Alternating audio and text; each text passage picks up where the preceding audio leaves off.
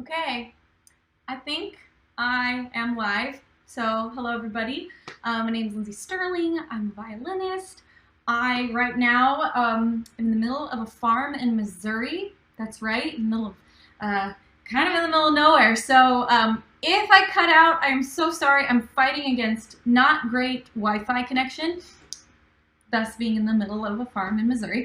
But anyways, I'm so excited you guys joined me today. I'm excited to be doing a live performance for you. I was supposed to be on tour right now, and so performing is what feels right to me at this moment. But I hope you're all well. I hope you're all safe. And with no further ado, the first song I'm going to play for you is a song that I wrote about hope. And most specifically, I feel like sometimes we all have moments where life seems a little bit unsure and we feel like we're taking steps in the darkness. Like we don't know where our next step is going to be. We don't know where it's supposed to be. And I think this is a perfect example of that. A lot of people are feeling that right now, where it's just like, I don't know what my next step should be. I don't know what the world's next step is going to be. However, I really do believe that a lot of times we are the strongest when we allow ourselves to take a few steps into the darkness.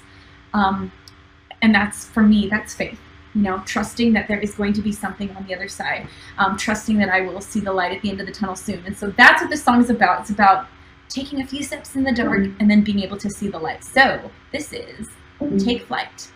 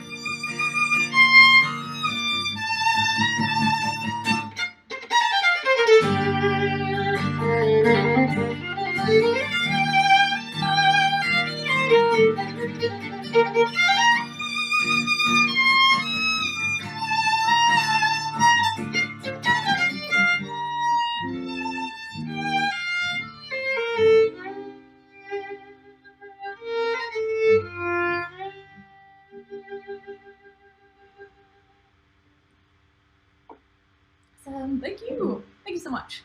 So yes, that was Take Flight. The next song I'm going to play for you guys is actually the song that changed my life. And, you know, it's funny because when I first started trying to make it as a musician, let me just tell you, I tried so many different things.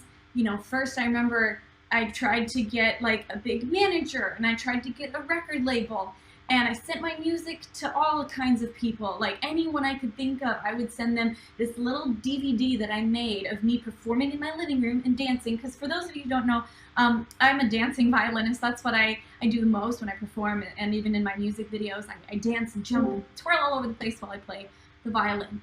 So I made these videos in my college apartment living room.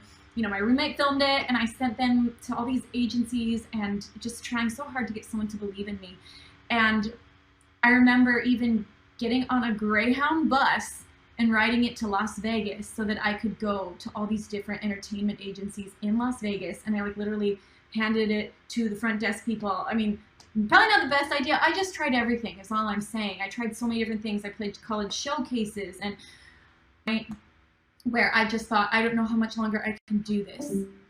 This is really hard. And I was really lonely because I would, you know, rent a car, and I'd, you know, sometimes sleep in that car after I'd play these little gigs. And, you know, I just remember being like, this is really lonely and it's hard, and I just don't know how much longer I can do this. But there was always this inner voice in me that was like, don't give up. And I think that there are different situations in life. Sometimes it's time to say, yes, I need to try something different. You know, I need to try a different approach. I need to, you know, shift gears a little bit. You know, I need to shift what I'm doing. And other times you think to yourself, no, I need to just keep going. And personally, I think that your inner voice will never lead you astray. And in this case, my inner voice said, don't give up. You're so close. You're so close. I didn't know that so close meant like another year. But then I discovered YouTube. And I started making YouTube videos, and it was literally, I'm not like, it was plan W. Plan A was get a label. Plan B was like do showcases. Plan C, like literally plan W was like, oh, America's Got Talent was plan C, you know, and I just kept feeling like I fell on my face over and over again. Sorry, I talk a lot, but my point is to you is I've discovered YouTube, and even though it was not my first attempt, that's what worked. And I never would have thought that. You know, this is back in 2010 when YouTube was still kind of up and coming, and it changed my life. And the video that really changed everything for me, it was probably my like 6th video that I uploaded, maybe even more than that. Maybe it was like my 10th video, I don't know. But it was a dubstep song called Crystallize. And I will say that I almost threw this song in the trash so many times. I was so frustrated with it. But the reason I did it is because at the time, I would pay for every song. I was working with a producer, and I'd pay him, and then we'd write a song together. So I'd already paid for the song, and I didn't have a lot of money, and I could not afford to not use a song if I paid for it. And so I was like, I couldn't figure out a melody for it. I didn't know what to do. I worked on it for months, and finally I, finished it and released it. And little did I know that Crystallize was literally the song that was going to change my life and turn me from a girl playing the violin in Provo, Utah, to an artist that could tour the world. You know, and that only happened because I had spent years building up to that by trying so many different things, by releasing like 10 YouTube videos before that. You know, I had built up not only practice and skill and talent, that I developed for years, but also I built up resilience. I knew what it was to push hard and not give up, and I was ready for the success that followed, and now I knew how to go with it. So anyways, my message to you is never give up on your dreams. Like, just because it doesn't work the first time, the second time, the 10th time, sometimes it's plan W that will work for you. And so, anyways, this is Crystallize.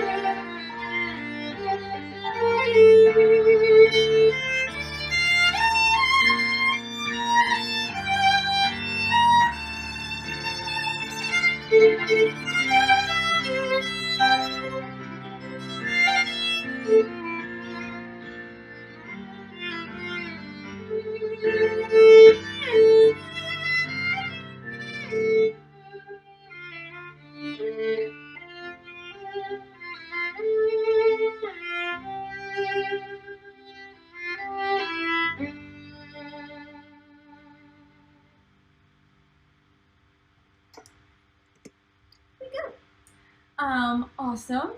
You know, I had a little idea. I don't know if this will be interesting to anyone, but I feel like, you know, you've probably been listening to a lot of other live artists playing and, you know, live stream concerts and stuff like that. So something a little different that I would just like to try, and this is like, I don't know how this is going to go, but I thought I would show you guys how I write a song. I think because I'm an instrumental artist, I sometimes have a very different, well, slightly different writing style than a lot of other people. But what I like to do is I like to work with a producer, and we make kind of a very rough backtrack, or sometimes it's piano chords, or just something to give me, you know, something to write with. And then I will just jam over it, and I will just try out different melodies, and I'll play a lot of bad stuff, or boring stuff, or stuff that's wrong, and or notes that sound bad. But I think a really important part of creativity is not shutting down bad ideas, like letting them come out, because I have to write a lot of bad songs and bad melodies and bad ideas in order to write a good song, because all the ideas are in your brain. Like, I really do believe that every single person is creative. It's just some of us learn to accept the good ideas and the bad ideas. Like, just because I write a couple bad songs doesn't mean I'm a bad writer. It just means I had to get those out so I could find the good melodies. You know, just because you didn't think of the best idea, you know, like a lot of times I sit there for hours and think of show ideas and music video ideas, and I think of tons of like really lame ideas, until all I need is like once in a while to get a nugget, a good idea, a good melody. Like, and all artists are like that. Most artists write like, you know, 20 songs to find the one, you know. And anyways, so what I'm going to do is I just played you guys Crystallize. So that's a piano track that my keyboard player Kit played for me so that I could do this live stream. He recorded it for me. So I am going to act as if I'm writing a brand new song, and I'm just going to play whatever comes to my head. And then at the end of a song like that, it's like sometimes I'll record it, I'll go back and listen, and I'll pick out the good melodies. I won't play the whole song, but I just want to show you kind of what it's like. I'll like listen to it over and over again and play it over and over again till good melodies start to rise to the top. So I don't know, I'm just gonna try this. It might be kind of fun. I'm gonna jam to Crystallize as if I'm writing a new song for it.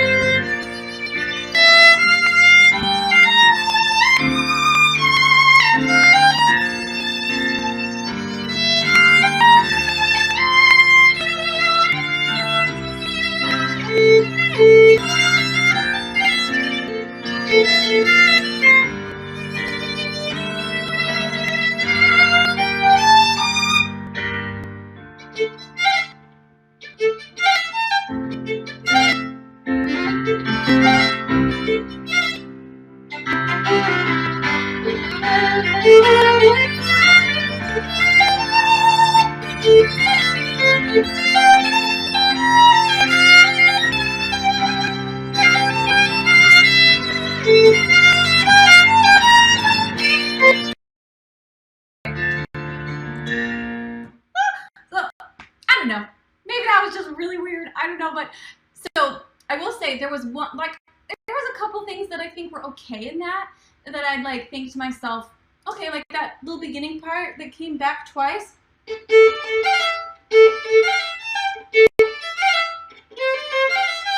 Like I'd be like, okay, that was like halfway there. I might like that, and so I would probably put that in a little bucket of let's work on that and make that better. And then there was another melody that I thought the same thing. It was in the second half of the chorus.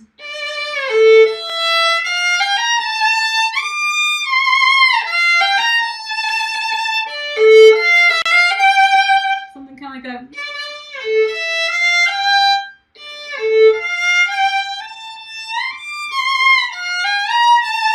So I'd be like, okay, that was cool. Let's work on that. The rest of it, I would never use. But that's just kind of one of the ways that I like to write a lot is I'll just improvise over stuff that I've written with a producer or with a pianist or, you know, these tracks where I'm like, oh, I love those chords. They make me feel something and I love the way those sounds make me feel. Then I'll start to write to it kind of like that until I've filled the whole song with stuff that I love every note. And I love the way the notes connect with the chords and I love the way they connect with each other. And also a really interesting challenge is you might notice I kind of started I started every section very similar just because I was improvising, but when I'm going back and finding it, I'll make sure that every section doesn't start on the same note. Like sometimes you'll go to a root note and it's easy to start from there, but I'm like, no, the verse started with that root note, so the chorus has to start with something different, you know, or on a different beat. Like sometimes if the verse starts on the downbeat, I'll want to start a chorus, you know, that leads into it. Anyways, those are just some of my basic writing things. Sorry, I know you tuned in for a live stream concert, so I have one last song to play for you. This one is actually, I'm going to turn my speaker out a little bit. This is probably my favorite melody I've ever written. Not my favorite song I've ever written. I do love it a lot, but there's a melody in the chorus that I just love. I love playing it. I love hearing it back. I just